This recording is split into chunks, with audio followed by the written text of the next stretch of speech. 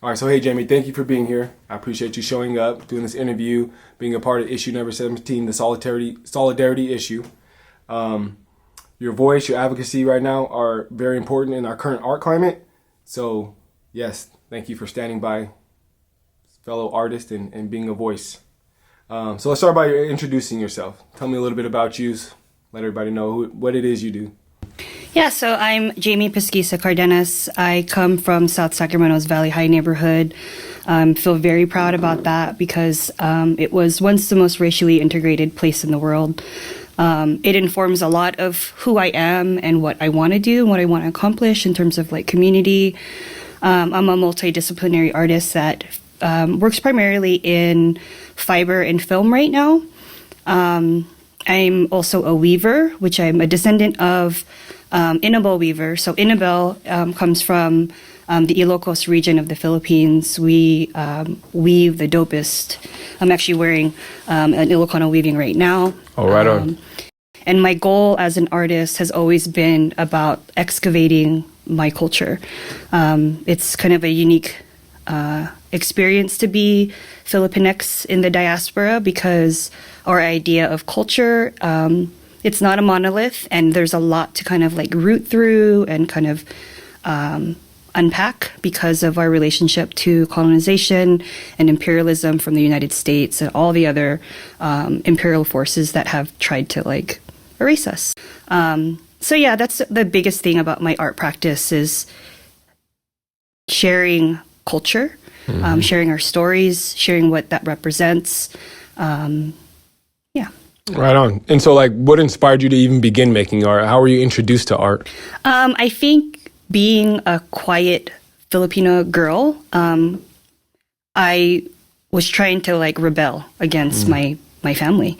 I wanted to be creative. I wanted to play. I wanted to, look at textures and prints and colors. And I never really identified with the like normal way for a Filipina girl to like come into her own. I didn't want to get into nursing or even academia. I just wanted to make stuff because it made me feel good. So that was what was expected of you from your parents? Yes. Got you. Right on.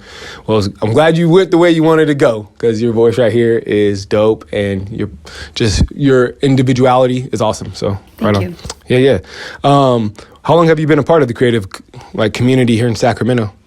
My story is interesting because I've always been a photographer. That's actually where I started. I submitted things to, I think it was formerly SMAC. And I had some of my first art shows with things like Sacramento Fashion Week. And I was one of the original like artists that participated in Second Saturday. I don't know if that's still going on. But photography was my main medium. And then I took a break and I relocated to the East Coast. And then I decided to come back.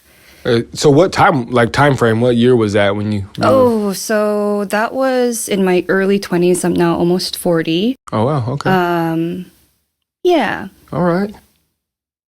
Continue. My bad. I don't know if I threw you off there. I know you said you went to the East and you came back. Yeah. And what kind of shifted my change in my creative practice was reconnecting with other Filipinas here in Sacramento and actually primarily in the Bay Area. So the Bay Area, is known for being a little bit more progressive, a little bit more liberated in how they present.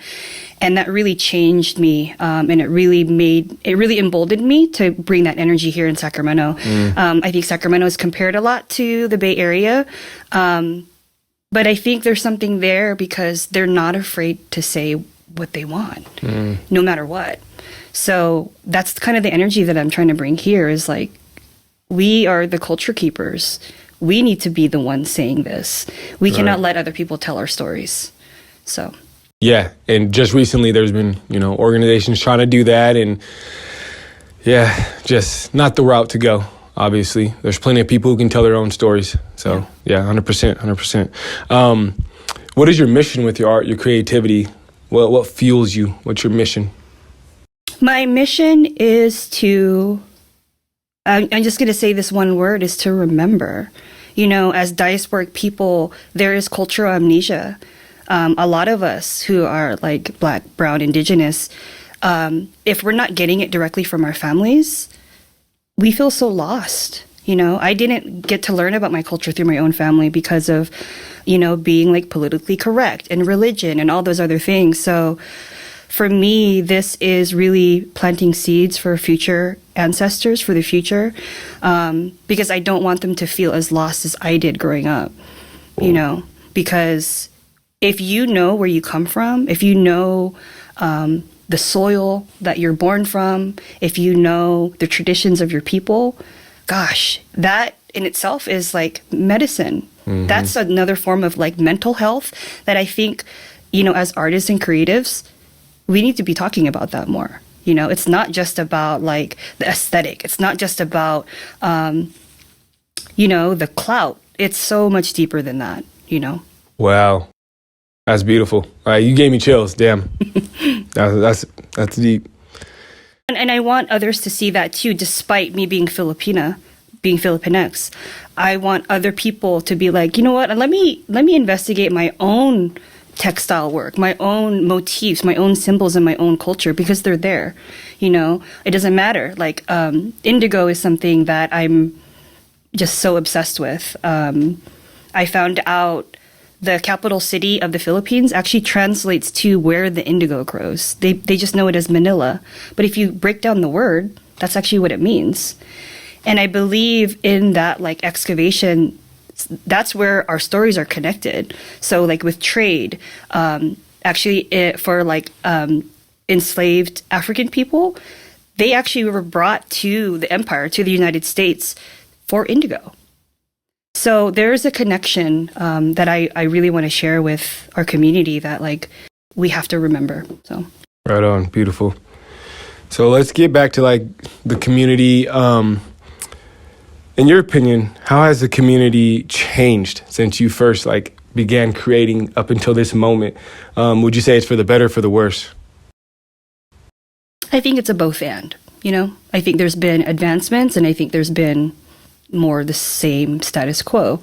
I remember getting really excited about seeing like the R Street corridor, the warehouse artist lofts, and being like, wow, we have something like this here, and being like, this doesn't feel like Sacramento, because I'm born and raised here, and to see like that type of advancement and an actual like building of artists, I think that's amazing.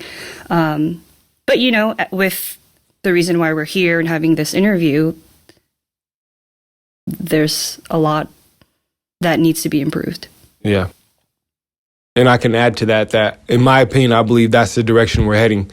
We spoke earlier that good things are going to come from this. Right now in the moment, it's very dark, but around every dark cloud is a silver lining. And I think that we're going to see that very soon. Yeah. And, to add to that, I think I read this the other day. I think the quote is like, if it's dark all around you, it may be because you're the light. Ooh. So. Yes. There are a few bright shining lights right now going on in our community. It's beautiful. And everybody contributing to it is amazing as well. Yes. So I know recently you've expressed your own personal experiences and opinions regarding like white open walls and birds. Can you speak on those matters? I'd be happy to. I'll start with wide open walls because it kind of bleeds into each other, right? So I saw online that there was a mural being erected in Little Saigon, which, as being a native Sacramentan, we know that's where we go for Vietnamese culture, for Vietnamese food. And then it was really like a gut punch to see that there were no actual like community members or artists or even people of that culture actually painting those murals. And then it was more personal to me that I saw a Filipino depiction of a Kalinga warrior being painted by a white presenting artist. I think he's technically Lithuanian, still an immigrant, but I believe in this country, whiteness affords you a certain type of privilege. Yeah. And upon investigating it even further, the Kalinga warrior depicted was incorrect. So I'll show you my markings here. This is something that's called batuk. And this was made in ritual, in ceremony, consulting my ancestors. And I know with the Kalinga culture and traditions, it's even deeper. Like that's how your ancestors find you on earth. So to depict this Kalinga warrior with garbled markings, because this particular artist found this image on AI, like it wasn't even being modeled after a real person. So I raised the flag on social media. Then I think it got up to like 400 comments.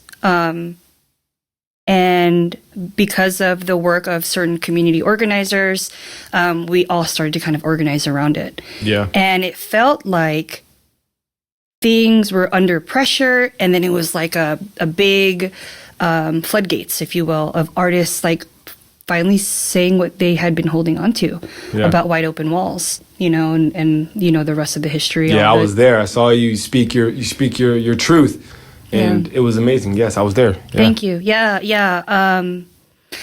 And then, we have been organizing and trying to have honest discussions with Wide Open Walls. It's all for like nothing because, they said that they wanted to have discussion. They're saying all this and that, but it's kind of more of the same. I've been saying this phrase a lot online. It's the same text, different font. So the last City Hall meeting is where I returned, and I basically, actually, no, it was the first City Hall meeting. I said it's not just Wide Open Walls, but all our organizations need an investigation because this is a symptom of a greater problem. And then, the last time I was at City Hall, I was like, it was Crocker, Wide Open Walls, and The Verge. And now everything's happening with The Verge. I actually had an artist residency in September of 2022 through the beginning of December, and it was horrible. I knew the second I walked in that there was a possibility of them wanting to exploit me. Because I'm a culturally informed artist, I wanted to make sure that they were treating me and my community and my culture with the utmost respect. I will send to you in another email my letter of intent so that it shows that this is a pattern. I informed them from the jump what my intentions were, which is to bring in community, which is that I'm not going to be doing this alone because, like most diasporic people, it's not just about the individual. It's about the culture. It's about the traditions. It's about our people. And I've made several attempts with The Verge to call them in, to educate them and what have you.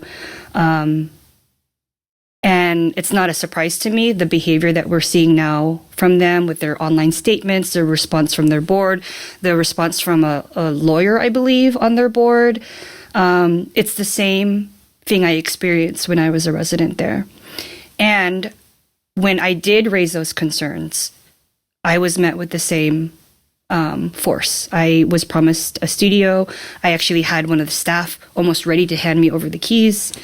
And then last minute, they pulled the plug on me and said that I no longer have a space.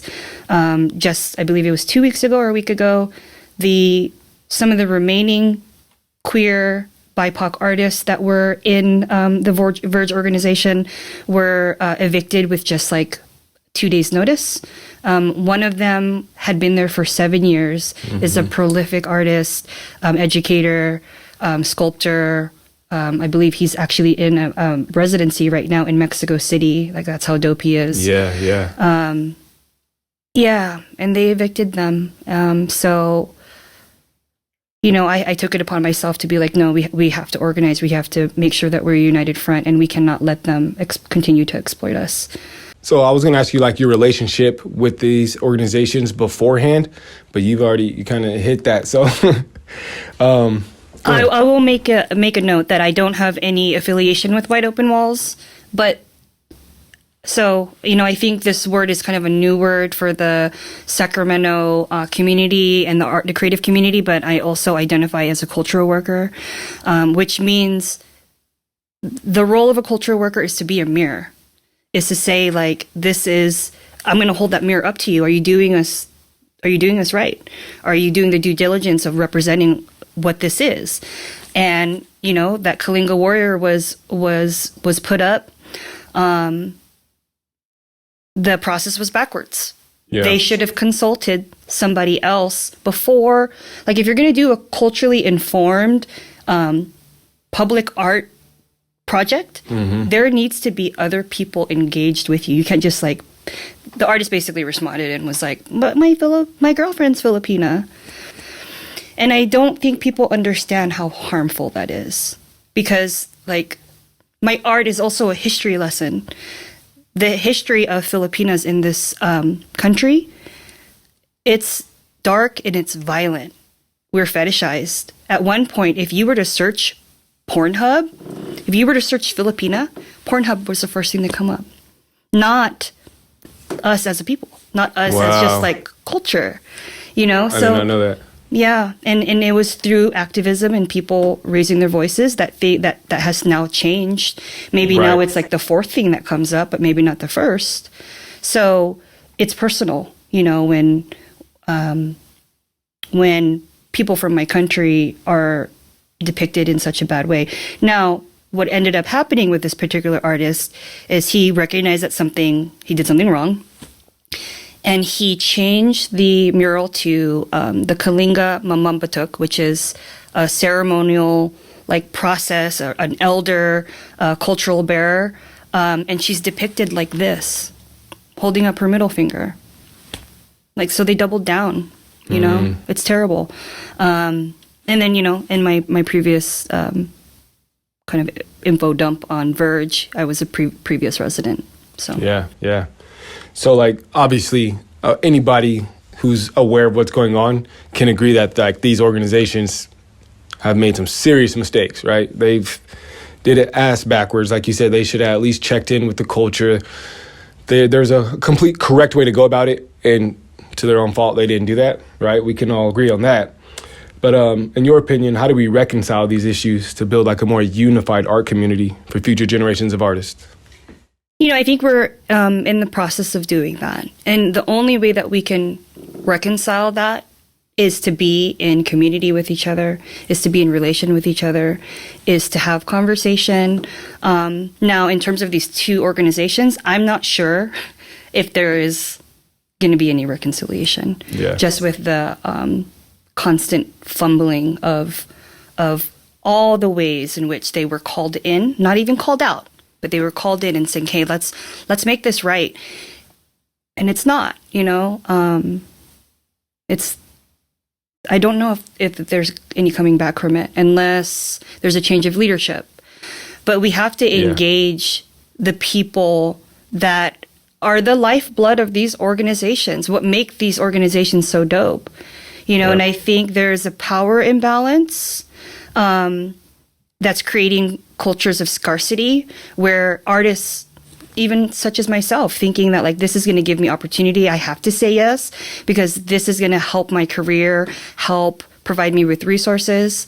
And it's now 2024, and I feel like I'm just now finally able to come back into a good place with my creative process because of how dysregulating and traumatizing it's been. Yeah. And that's something that was really telling walking through those walls of The Verge, because I could barely make anything. I was just so frozen, like, wow, I can't believe I'm being treated like this. How can one create, be in their flow, in their creative like magic when it feels like I'm being policed, No, that makes sense for sure.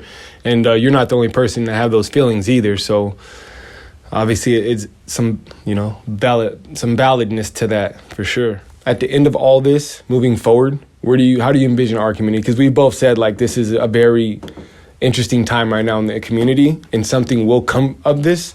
What do you think that's going to look like? I have some hopes that it's going to look like what we're dreaming of, Yep. there is a lot of talk right now about diversity and inclusion. And, you know, we have to thank the grassroots efforts of those that came before us, that were Black and that were marginalized people, that actually created the framework for us to, like, you know, stand up. Well, when you say Black, like, leaders or Black people or anybody who's in the past have, you know, paved a path for us today, currently right now, I want to give a shout out to Faith. And, you know, she has definitely been a solid backbone. Whenever I'm in a room with her, being Black, like, I feel very proud. You know what I mean? I feel like just authentically, like, damn, this is a woman who is moving correctly. She's doing her thing authentically. Like, she's just her to the fullest.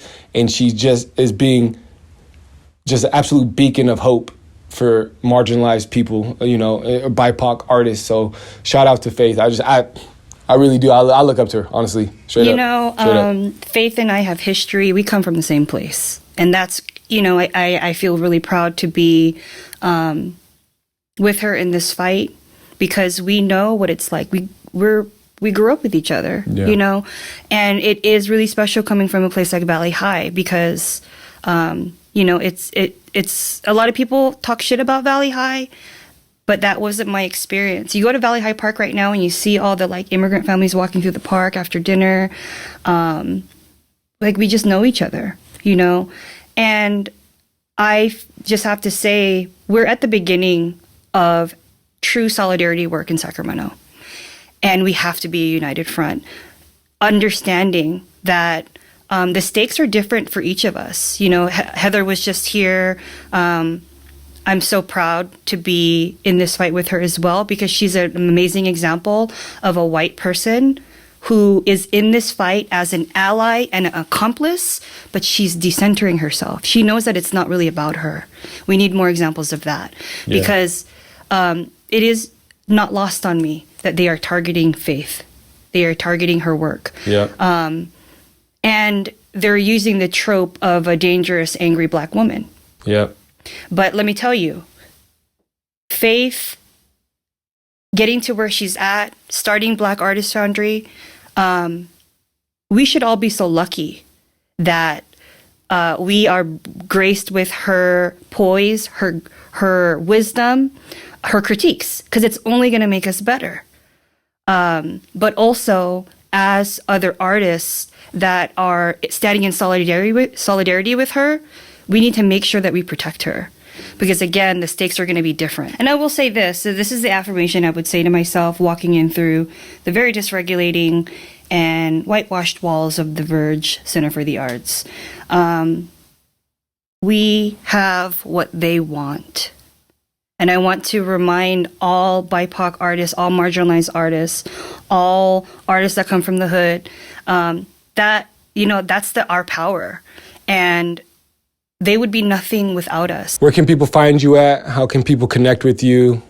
I'm mostly active on Instagram. I have a weird relationship with social media. I understand the need for it. However, you know, I'm at Film and Fiber on Instagram.